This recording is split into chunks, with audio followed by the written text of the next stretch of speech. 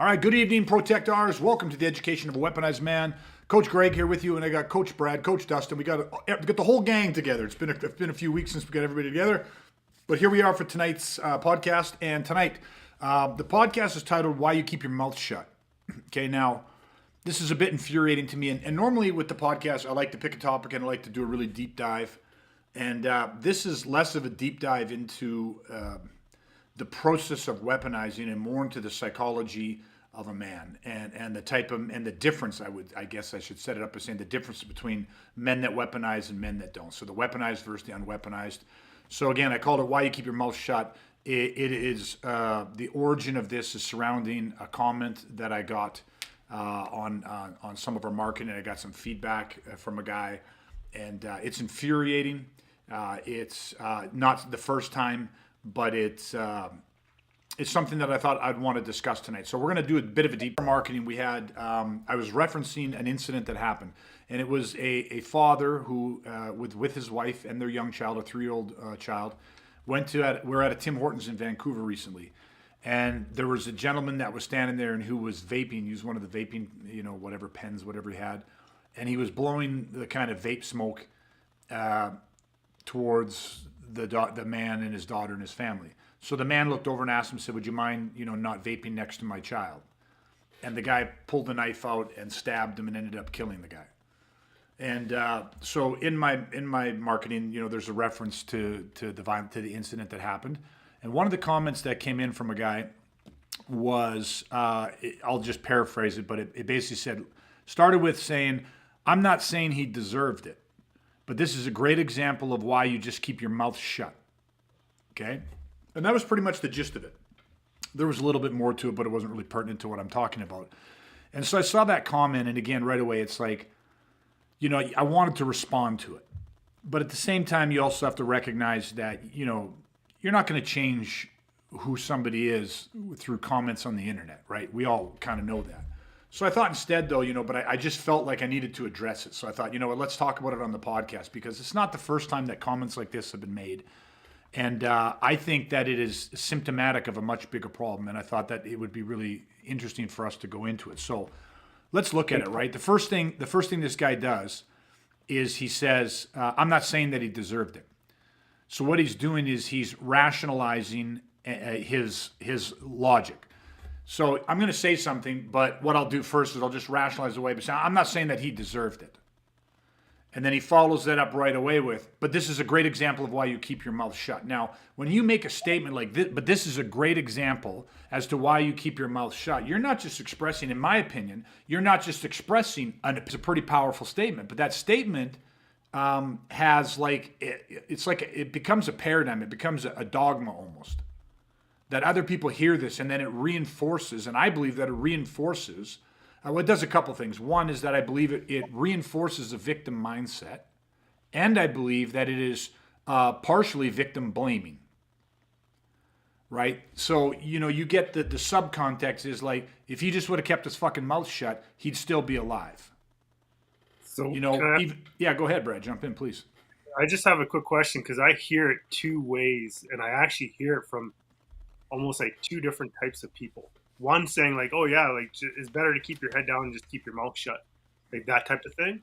But then I also hear it like, and obviously not being able to read the full comment, but almost hearing it's like, "Well, that's why you got to keep your fucking mouth shut," right? From like almost like a posturing aggression type of individual saying like, "Yeah, if you talk to me, you're gonna get like, do you know what I mean? Like you don't fucking talk to me that way, so you got to keep your mouth shut." So was it the first one way? Yeah, or was it's the first one. That's why he started off by saying like, "I'm not saying he deserved it." Yeah. Yeah, the other way would have been like, you know what I mean? If you talk shit, you get fucked up. Like it would have had more of that tone. So he definitely meant it from a way of saying, this is, he didn't deserve it, but this is why you don't say anything to anybody. Because you never know anymore. You never know these days. People are crazy. People who do crazy things and stuff. And again, it's this whole thing of like, and maybe this is what gets me, right? Because let's not even talk specifically about the incident for a second. Why I thought it was important for us to address this is because there's a culture of acceptance of fear, and I mean acceptance of like, no, live in fear, like you're like prey. It's a prey mindset. Because like if we separate this real quick, right? Like obviously there's times when you're not going to want to say something to somebody because you're reading the signs, you're reading the signaling of the sequencing of violence, and you're recognizing that these people are high escalation. So if you say something, you're like, well, that can escalate it even further.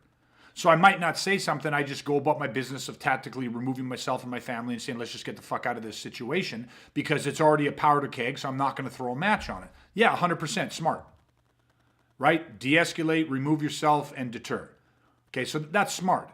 But at the same time, you have to recognize that there is also a prey mindset that people start to live into. They start trying to bubble wrap themselves or insulate themselves, and you start living with the thing of like, you can't say shit to anybody because you don't know. Now you can say good morning to somebody and that person will fucking pull out a knife and fucking stab you.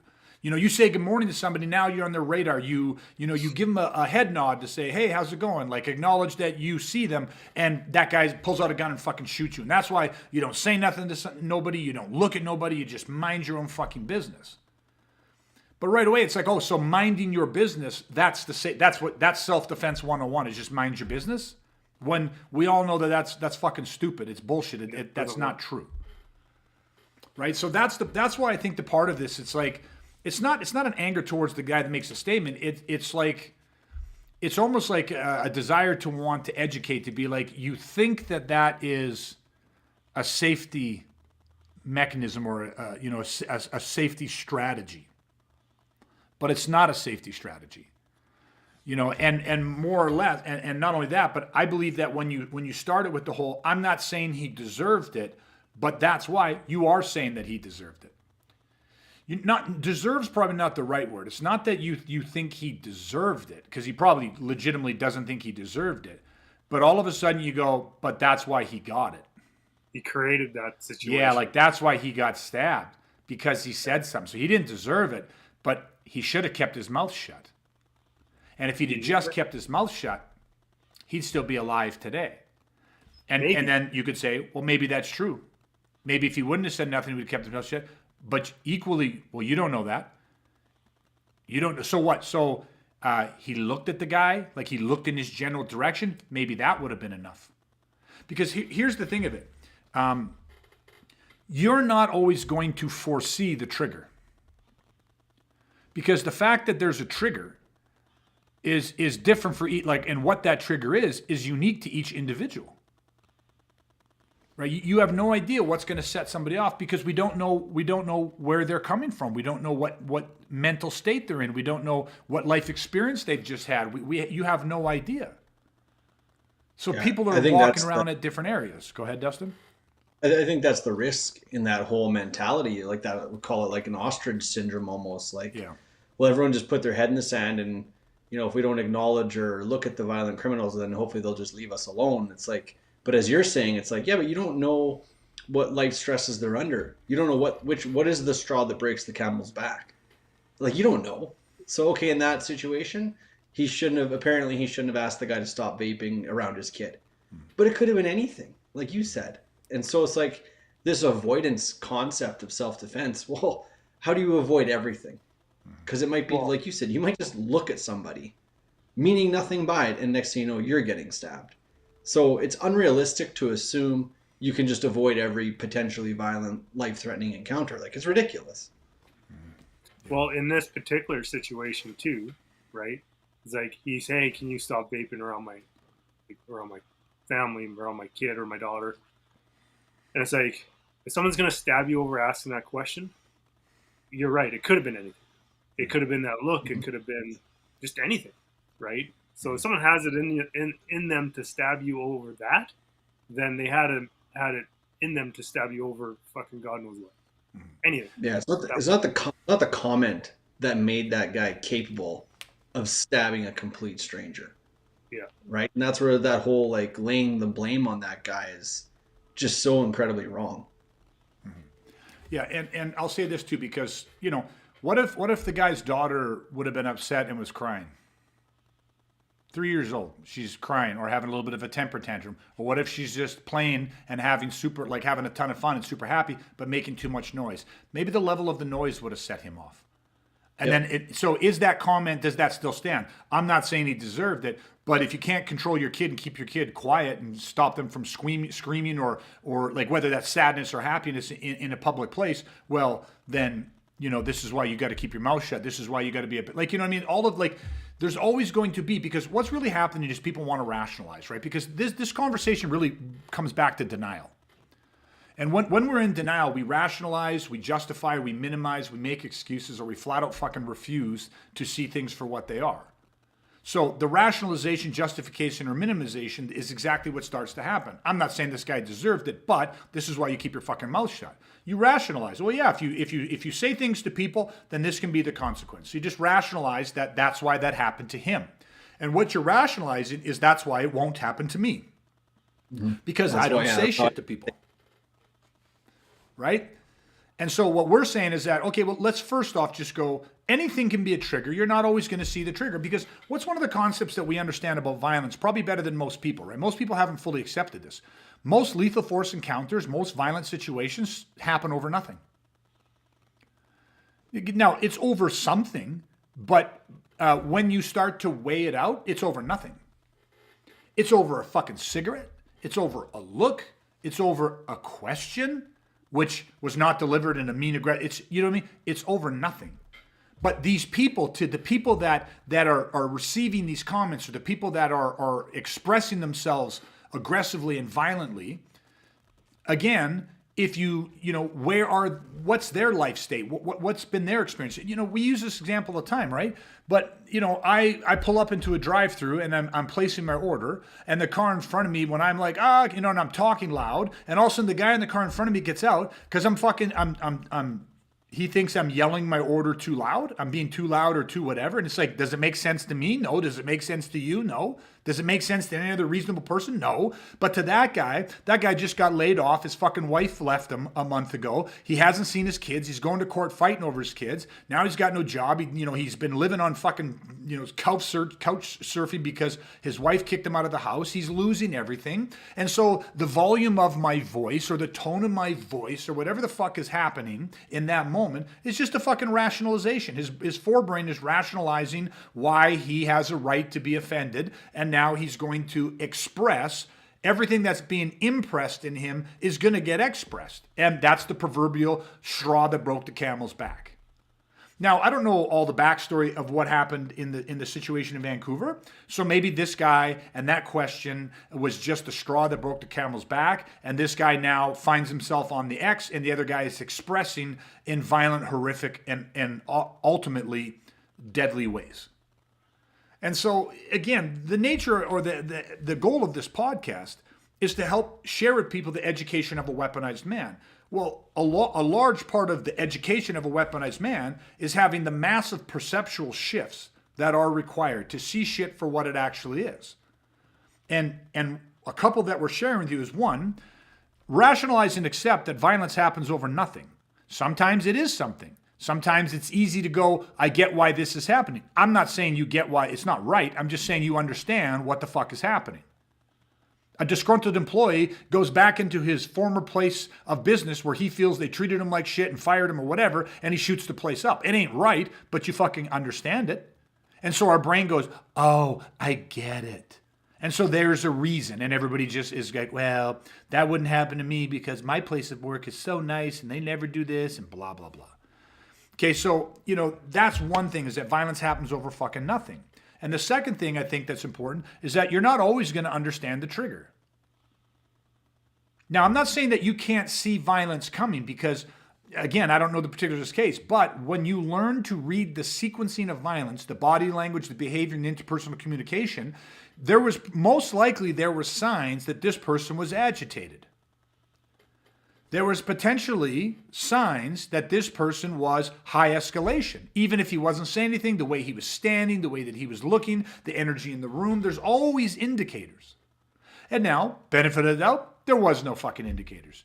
It was literally the comment, and then that set him off. Okay? You're not always going to know the trigger, so sometimes you're going to step through the tripwire. You're going to detonate. There's going to be a reaction to that.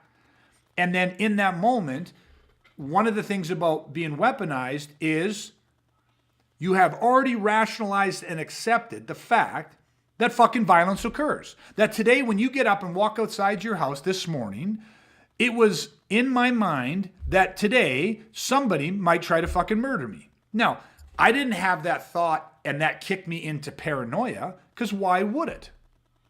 Because I understand how to read the sequencing of violence. Just like when I got up this morning and I went out to get into my car, every time I get in my car, I recognize that if I'm not careful, if I'm a fucking dumbass, if I don't pay attention, I can cause an accident or get into an accident. Now, even if I'm cautious and careful and drive safe and use my seatbelt and turn signals and stop at every red light and stop at every stop sign, some other fucking moron cannot be doing the same thing, not paying attention, and they can fucking hit me head on at 130 miles an hour. But it doesn't stop me from driving, and I don't drive paranoid.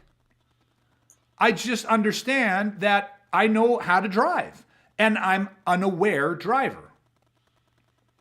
Because you're in this piece of tin with a fucking motor in it that has infinitely more horsepower than you probably ever need, surrounded by less and less like kind of, protective material. Well, like it's not steel and metal and, but they have improved airbags and safety, of course, but you get kind of the analogy, and you're on the road with other people. And most people go, other people are fucking idiots. Well, you're driving around them every single fucking day. And there's a little piece of paint on the road. Somebody painted that, white or red, dotted or solid. You know what I mean? A little arrow to say this. There's, and you're trusting that, the social contract that everybody's going to obey these rules.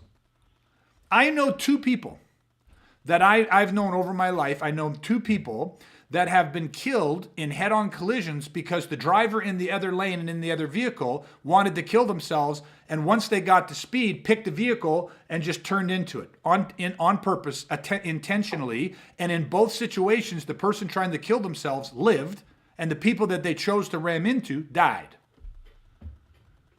So how fragile is the social contract? You get what I mean? And I went on that bit of a tangent because most people would think that when I wake up this morning, I just fully accept that there's bad people in this world, and that if I happen to find myself wrong place, wrong time, I might not understand the trigger, I might understand the reasoning why, but this motherfucker could try to kill me. And I don't live in paranoia. I don't live in fear.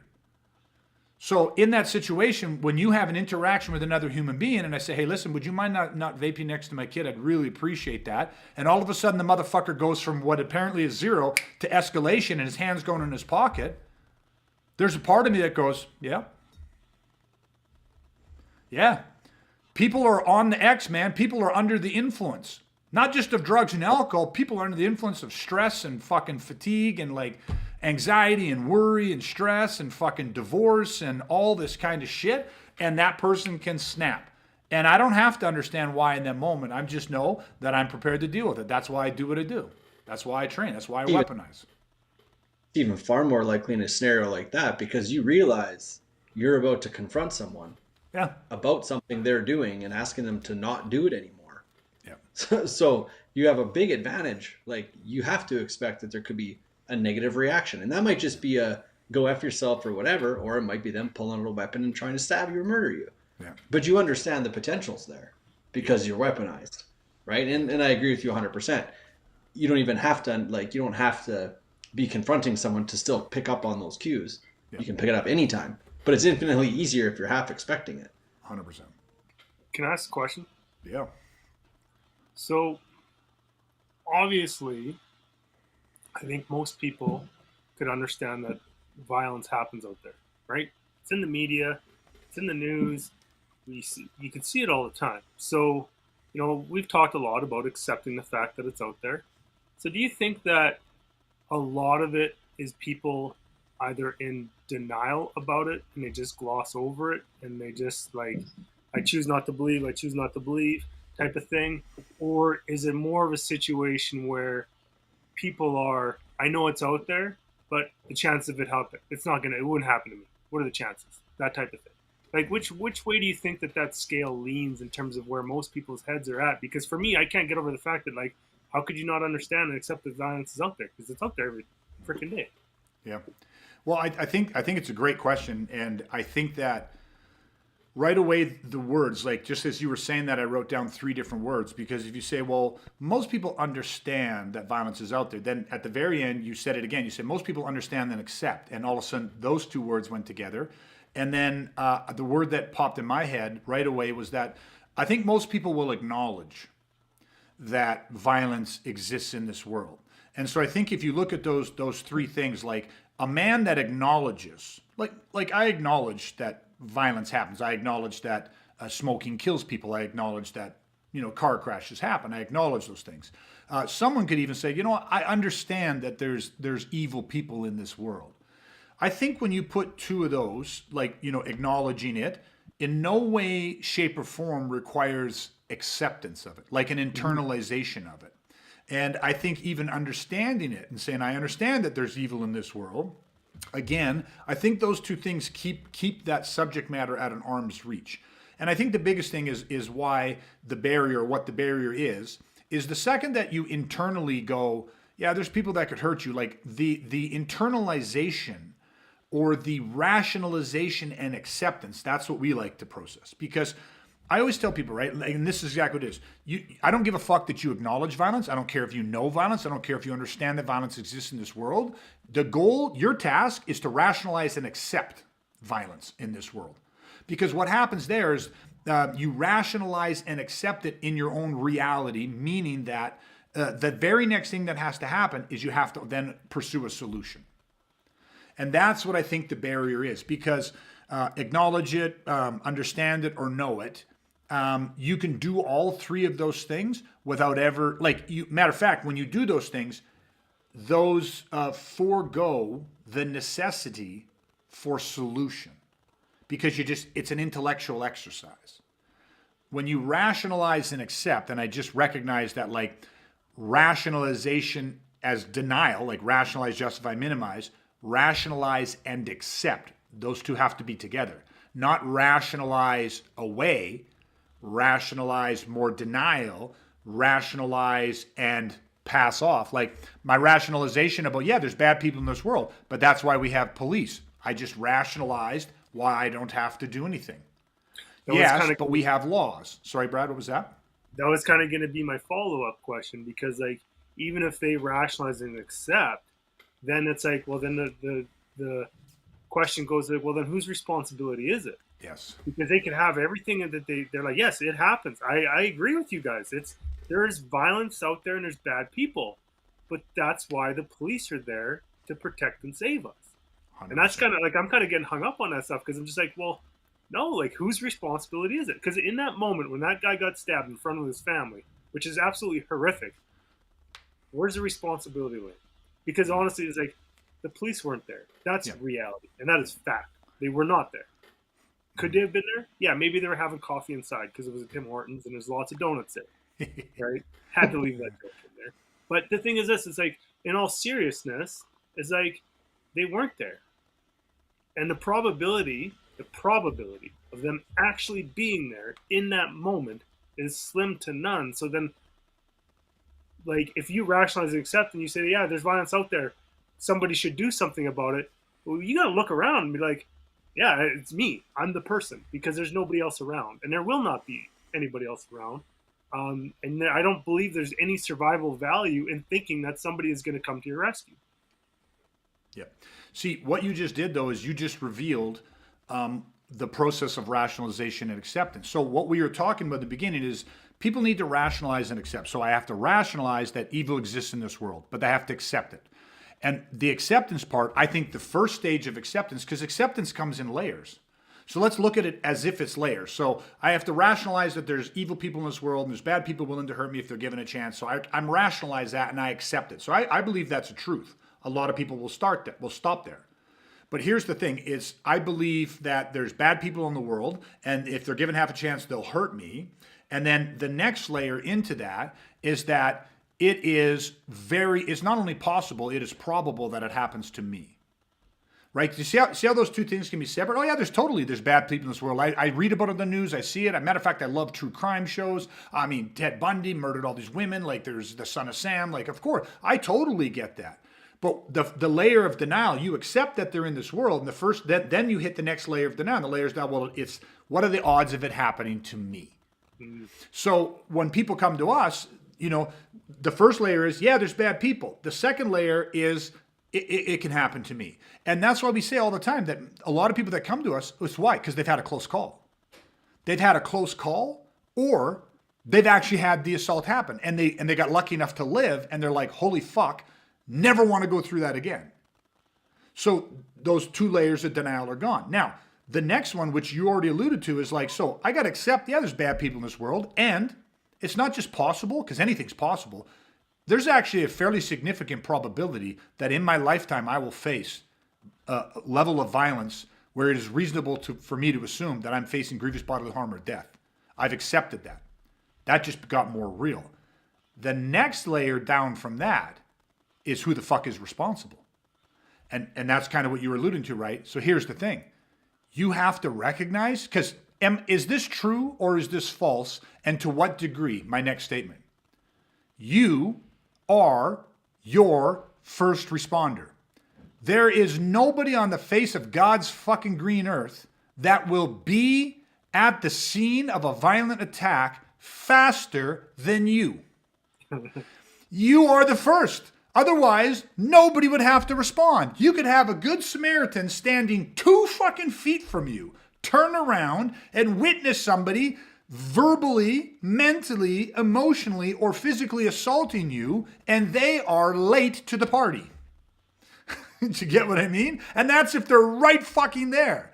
Because it was directed at you, and the first shot, the assault, is already underway. Now, people would go, oh, if he hasn't hit you, stabbed you, grabbed you, thrown you, beaten you, broken you yet, the assault hasn't started yet. No, the physical hasn't, but the mental, and the emotional, and the verbal, and all that. And geez, does that cause trauma? Holy fuck, we're living in a society right now. If you use the wrong fucking pronoun, people can't work for a year. Like, so imagine somebody with the full intent of wanting to fucking murder you is looking at you with the intent of a sociopathic killer who's disassociated, denying your humanity, and you're feeling that intent on you. Nothing physical's happened yet, but they're looking at you, projecting that energy for 30 seconds. And some people might go, what the fuck's that? If you haven't felt it, if you don't understand interpersonal human aggression and how powerful intent is, then I can't help you. Like, you know what I mean? That alone causes fucking nightmares. You know what I mean? There's people, I read just the other day, there's these 3 women that went on dates with Ted Bundy. And Ted Bundy was grooming them and trying to get them into a secluded spot. He wanted to murder these women. But something happened that stopped them from going with them. And some of that was their intuition, but typically something else happened. A phone call, a running into another friend. Somehow it got interrupted, and they still have nightmares about it to this day. Yet but do you know what it's like when a predator is grooming you, when you come that, like you were fractions of minutes or seconds away from being murdered? Like the intent, and their skin still crawls to this day. That's because the intent is fucking there, right? So all of this stuff, it's like you got to rationalize and accept that violence happens. You got to rationalize and accept that it's not just probable. It's not just possible. It is probable that you will face that. Then the next thing you got to move to is, well, who the fuck is responsible? Who is the true first responder? And when you finally get to the point to go, well, it's fucking me. I am my own first responder. You know what gets even deeper on that shit? You're not just your first responder, motherfucker. You are your wife's, you are your children's. If your kids are under the age of 10, they are part of your defensive strategies almost solely. Now, really, you could go down maybe as low as 8, because between 8 to 10, they definitely start to develop. You should be teaching them their own defensive strategies, but that doesn't mean that they're outside of yours. You're just starting to shape. Well, from birth, you should be shaping their own defensive strategies, let's be honest, but you get what I'm saying. By the time they're 13, 14, 15, 16, they are more and more independent with their own defensive strategies, which you need to have been building prior to them hitting those ages. That's why there's a learner's license before a driver's license, because it's a 2-year developmental period. But defensive strategies, we go, well, let me know, honey, when you meet that nice boy at school that tries to date rape you, and then dad will show you a couple things. You know what I mean? It's like too little, too fucking late. Right? So hopefully people can see, like, Then for me, the next layer would be the level of violence. You have to rationalize and accept lethal force. This week alone, like I've taught some people that are starting the weaponizing process, so working the privates with them, and this is a reoccurring theme. But one of the things that I have to do quite often, quite frequently, is remind people that, because when I'm teaching them the strategies, tactics, and tools and sharing the knowledge behind weaponizing, I have to constantly stop and pull back and reconnect them to the fact that everything I'm showing you, the foundation of the house that we're building, is all designed for lethal force. Meaning that you are in the worst, like it's life or death. It's do this or fucking die. Because what happens is I can see it in people's faces that I'm constantly in life or death, lethal force mode. I'm teaching them the strategies, tactics, and tools that they need. So, but their rationalization and acceptance hasn't hit that. They keep coming back and going, but geez, what if the guy's just this or that or everything? Oh, right away, like I'm talking lethal force and I set up the context and you're going back to what happens if it's a drunk uncle at a wedding. Why do you keep coming back to do you deal with a lot of drunks? Is there a lot of alcoholism in your family? Like, are you often at weddings where, friends and family members break into like fights? Because you seem to think that that's your biggest worry. And it's like, when's the last time you had a wedding that had a fight? Well, of course, everyone has had one of those weddings, but you know what I mean? Where you know what I mean? Like it's like, no, that doesn't happen. But why the pushback to recognizing that this person does not share your moral code? They don't give a fuck about society's laws and rules and what they say. They're not worried about any repercussions. They just don't give a fuck. They're asocial, and again, criminals want three things: body, property, or life. And these motherfuckers are out destroying your body or taking your life. They don't give a fuck about property. They're not in that for that. But because there's bad people in this world. It's not just possible, it's probable. Then it's like, I am my first responder. And then it's like, what does lethal force and lethal intent to murder feel like? Because that's your worst nightmare. That's the foundation. Learn how to solve that. Because it's easy to throttle back. It is not possible to throttle up, or much, much, much harder to throttle up. So all of your training shouldn't be for a drunk uncle at a wedding, and all of a sudden you go, wow, I got a sociopathic fucking killer who's been in and out of prison for his entire life, who doesn't give a flying fuck, no psychic hindrances, completely unrestrained, and is now trying to murder me and my family. I guess I'll dig deep and go crazy on him. You know what I mean? I'll throttle up and meet him, use lethal. Like, it's infinitely harder to do that shit. So you can see where we're just going into these layers of rationalization and acceptance, and you just keep working deeper and deeper and deeper and deeper.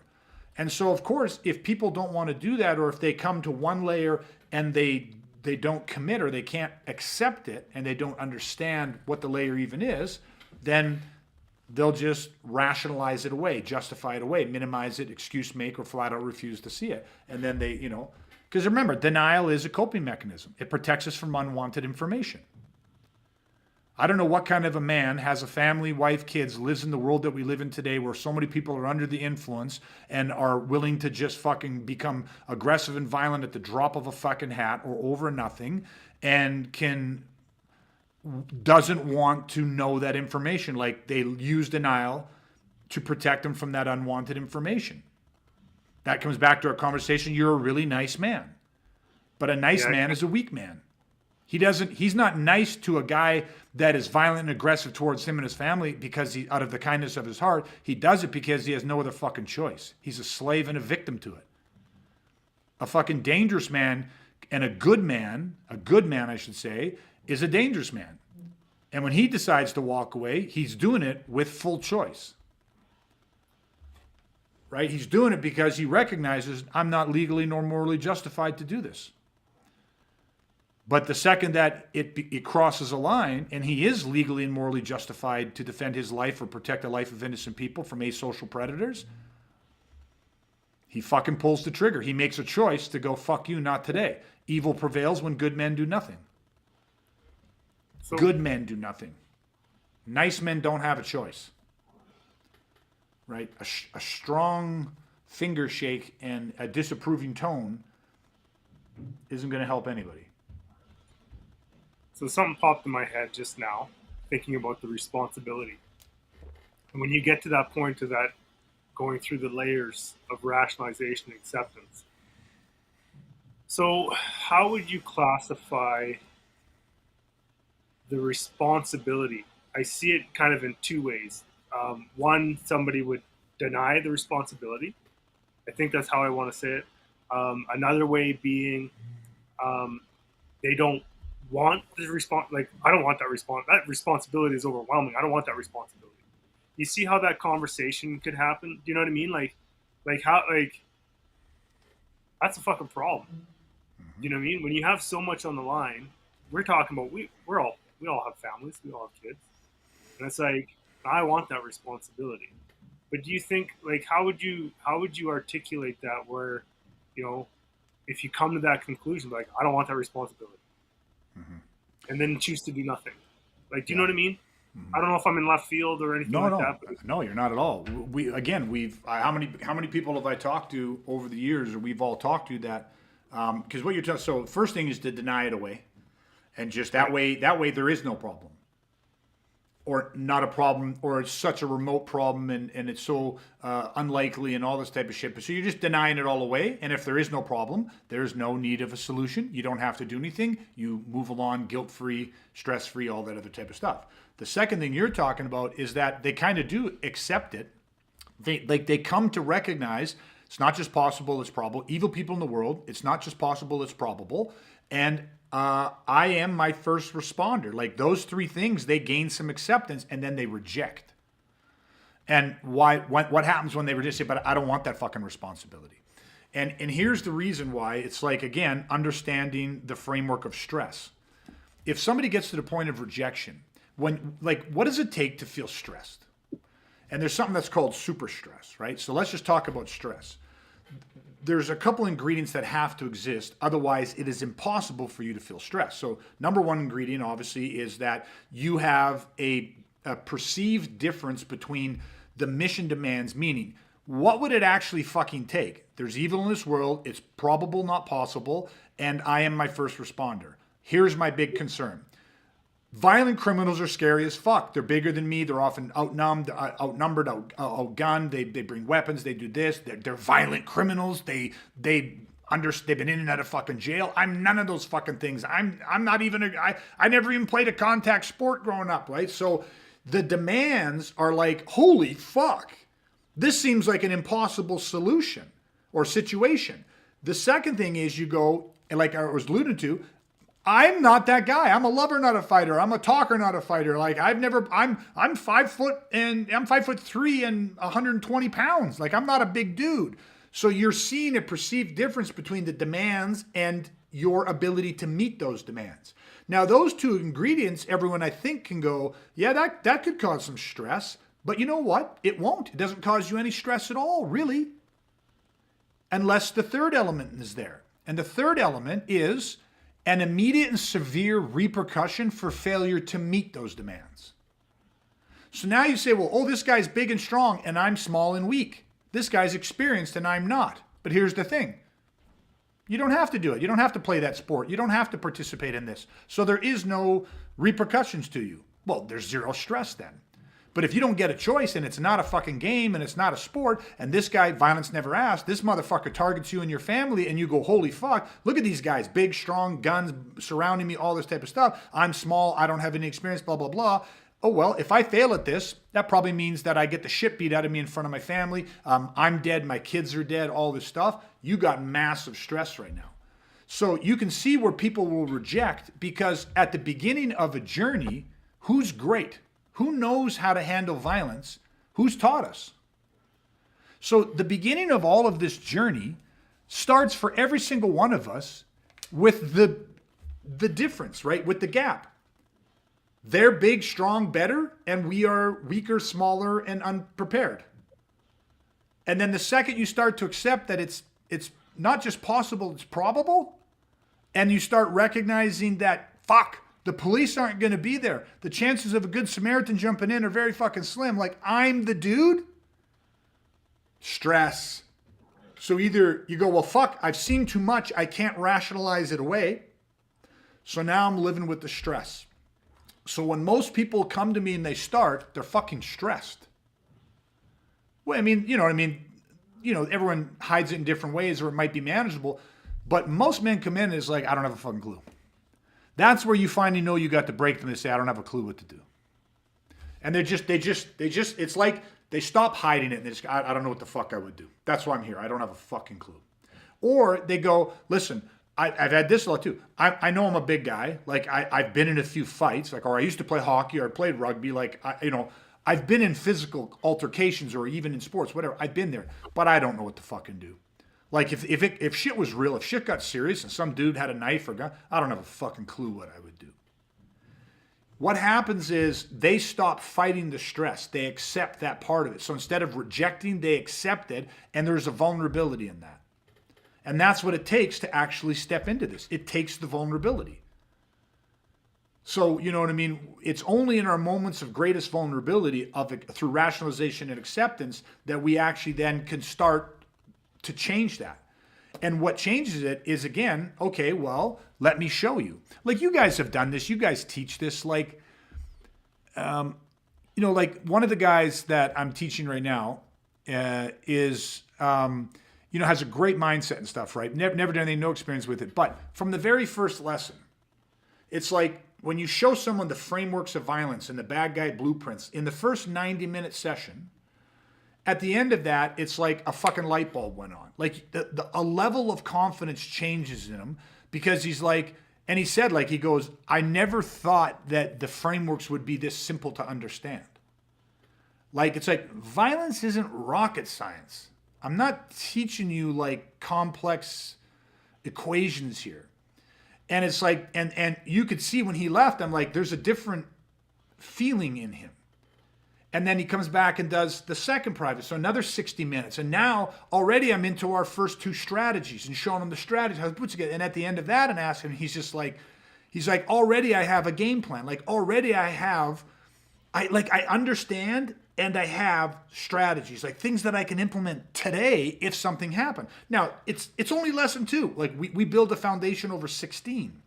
But when you say we build a foundation over 16, in 16 hours, 16 one-hour privates, every hour is like another, like imagine if you're building a Lego set with 16 pieces. It doesn't take many pieces to start taking shape where you start going, I fucking get this. And you know what I mean? It becomes, kind of builds its own perpetual motion because you start linking the dots together like a paint by numbers. It doesn't take too long till you can see what shape and image is about to be revealed. And that's one of the powerful things about it. So, and the second that happens is you start going, well, now I see the problem for what it is, not worse than it is, which brings it down because most people see the problem far worse.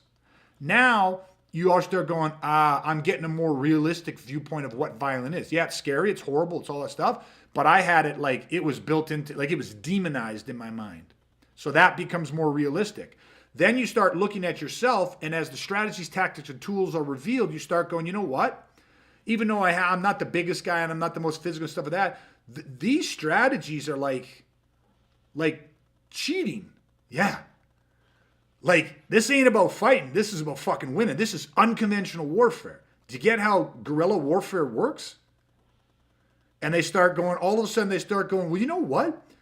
Maybe I got a shot at this shit. Like, this is like, so now when those two areas get closer together, guess what?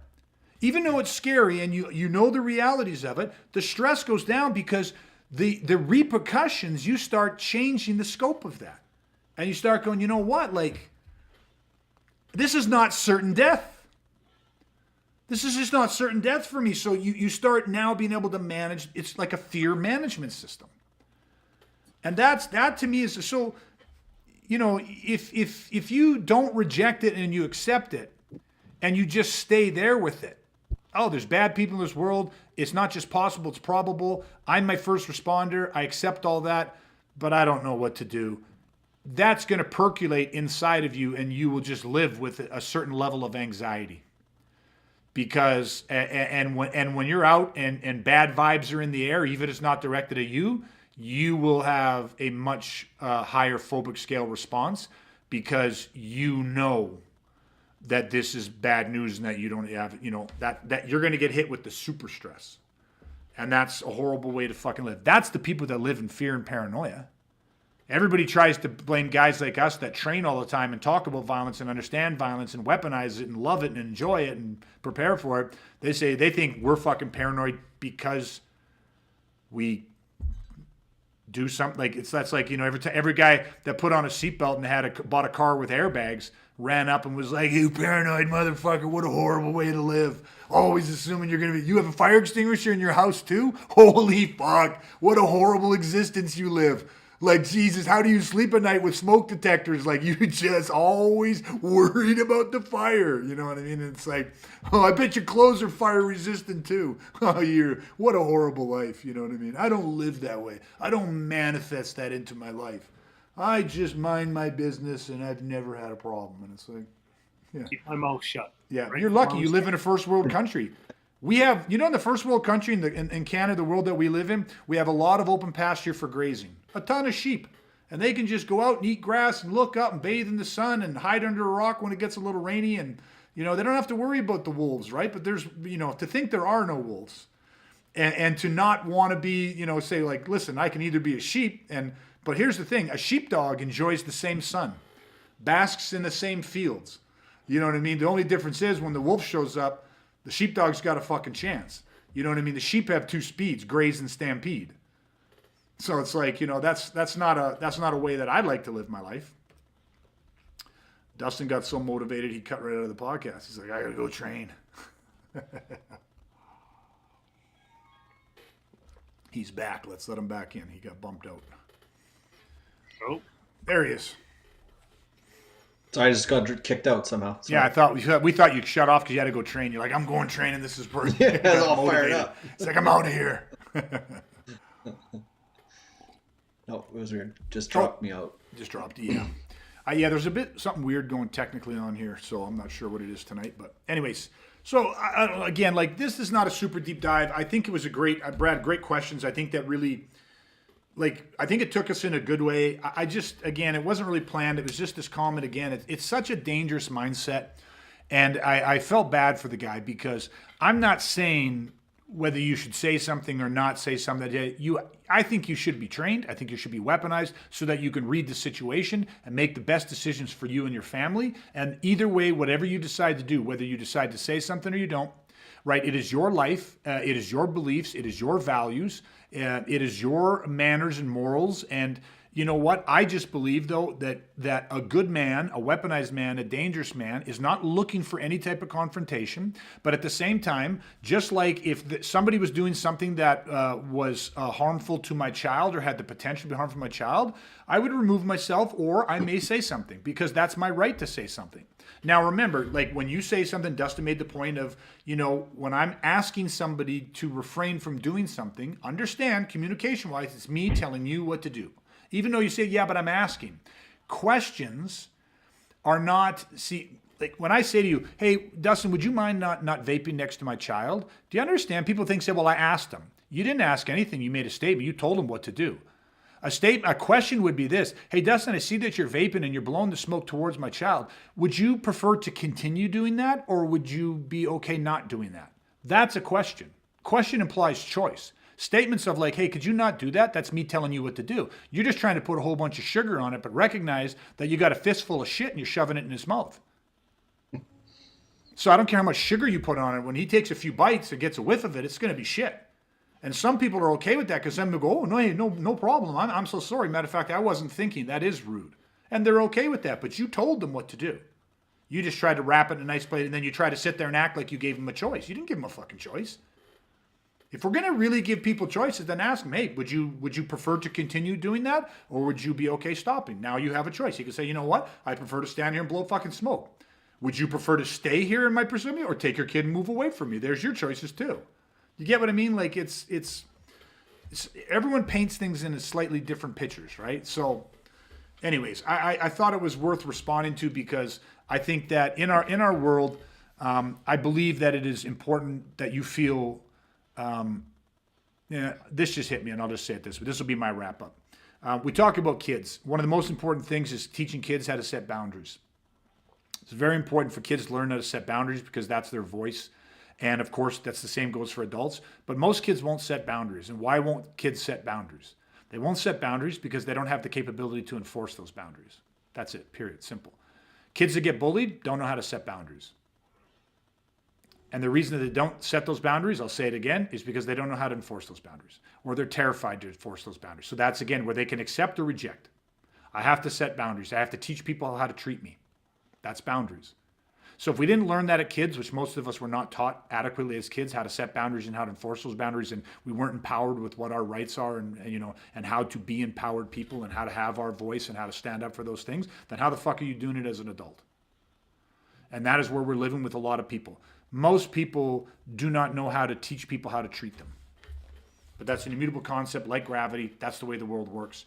One of the greatest things about getting kids into self-defense, one of the greatest things about, as an adult, learning to defend yourself, or what we call learning to weaponize yourself, is you're never too old to learn to set boundaries. And the most important thing is you have to know how to enforce those boundaries. And that's not always saying that it has to go physical, but when at a primal level, you have to understand how to protect yourself, because that is the ultimate thing.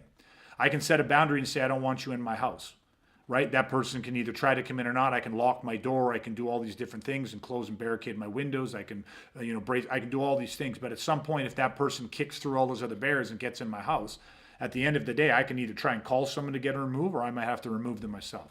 So to what level can you reinforce or enforce your boundaries? And that to me is like an essence of self-defense. I want to protect my life.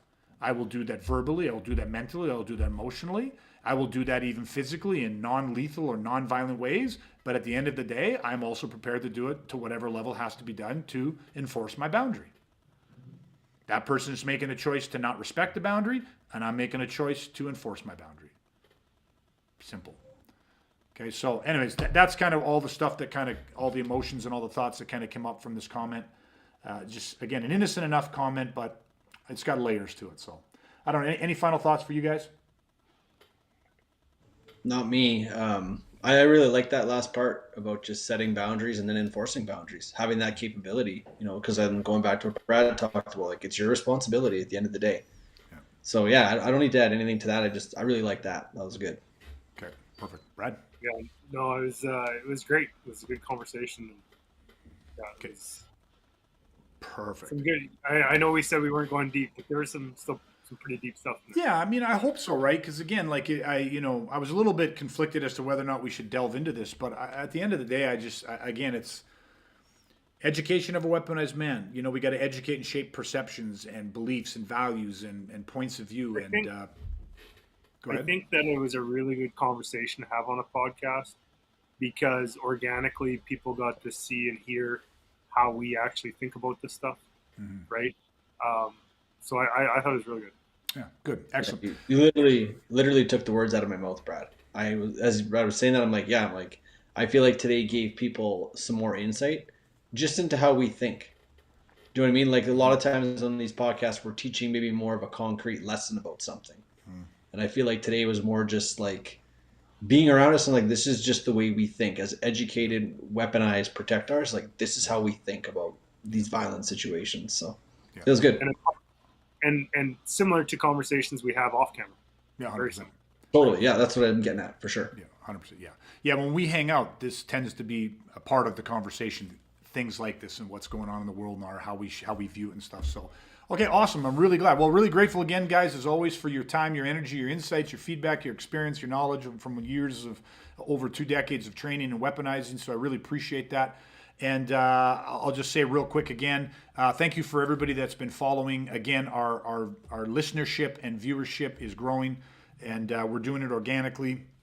We just want to find the right people that share our viewpoints and stuff. So the best way to help us, our only ask, is that you like, comment, share wherever you get your podcasts. If you feel we deserve it, a 5-star rating really helps us to reach other good men, weaponized men, people that want to weaponize. And that's our whole mission and our goal. So that's our ask. Thank you so much. We will chat again soon. Until then, please, everybody, stay safe, stay weaponized, and chat soon, gents.